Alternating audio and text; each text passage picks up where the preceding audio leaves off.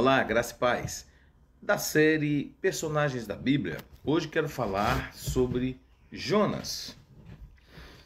Jonas era um profeta, era filho de profeta e alguém que recebeu uma grande missão de Deus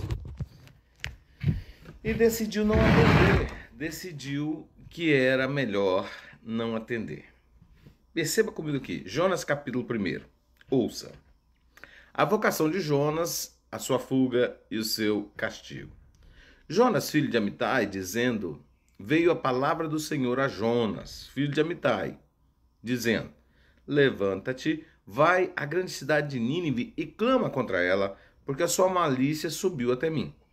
E Jonas se levantou para fugir diante da face do Senhor, para Tarsis. E descendo a Jope, achou um navio que ia para Tarsis. Pagou, pois, a sua passagem e desceu para dentro do navio para ir com eles para Tarsis, para fugir de diante da face do Senhor. Às vezes nós, quando criança, ouvimos, a história de Jonas, e se o professor da EBD ou quem está contando a história não tiver bom senso de contar, explanar para as crianças toda a história, dá a impressão que Deus decidiu que ia se levantar contra Jonas, e a verdade não é essa. O propósito de Deus para a vida de Jonas era trabalhar com Jonas. Era que Jonas fosse parceiro de Deus na evangelização de um povo muito difícil, o povo da cidade de Nínive, que era uma das maiores cidades da época. Jonas conhecia o modus operandi de Deus, sabia como Deus agia, sabia que Deus era misericordioso, que Deus era piedoso.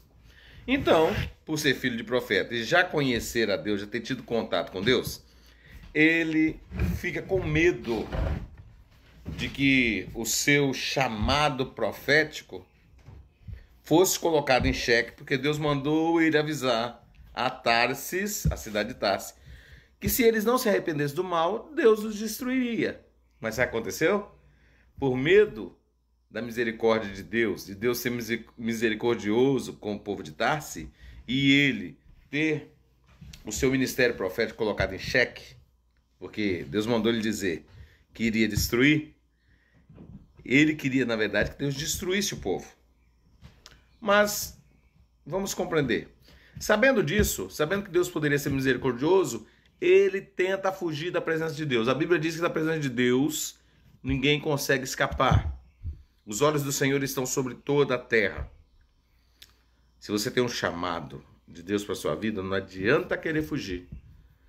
Deus vai te levar no caminho sempre para você cumprir o seu chamado. E aí, meu irmão, minha irmã, meu amigo, minha amiga, Jonas foge para Tarsis. Ao fugir para Tarsis, ele estava dizendo para Deus, Deus, eu sei que o Senhor é misericordioso. Eu sei que pode não acontecer conforme eu falar e eu ficar passando vergonha.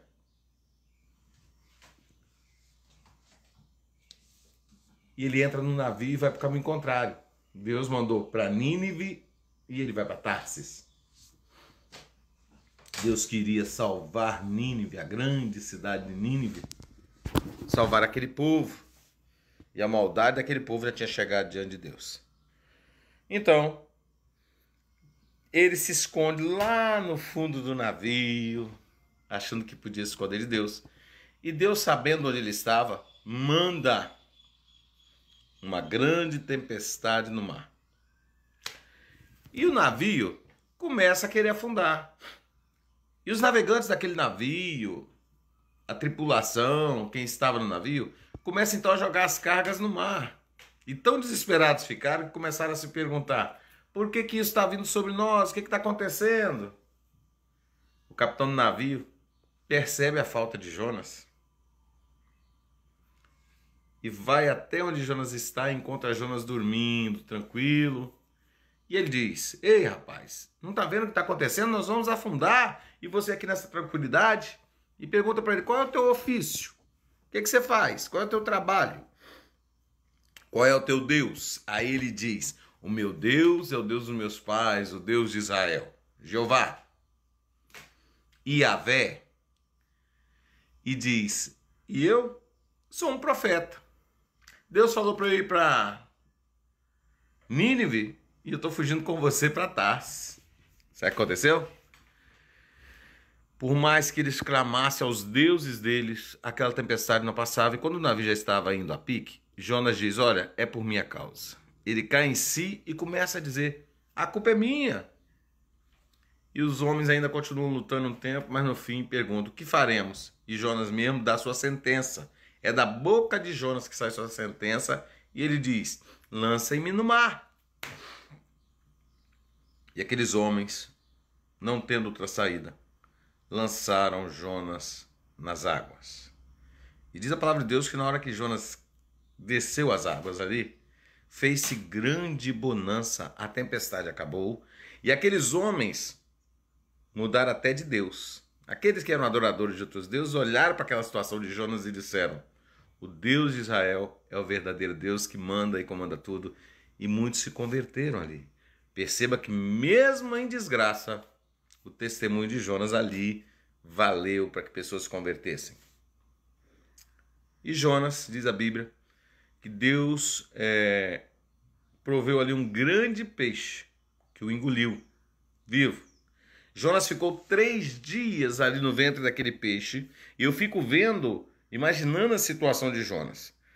Tudo que caía no ventre, os peixes ali, olha, ele estava no estômago do peixe, se protegendo para não ser digerido, clamando a Deus, chorando, se arrependendo. E vendo o terror todo, amados, é que ele estava vendo que tudo que o peixe engolia caía ali, ó, no estômago do peixe e era digerido. Jonas estava vendo o seu fim por causa da sua desobediência. Eu vou continuar no próximo vídeo. Não perca a parte 2. E agora? Será que Jonas vai ser como os outros peixes que caem no ventre do peixe e vai ser digerido? Grande abraço, até a próxima. Aguarde a segunda parte aí de Jonas.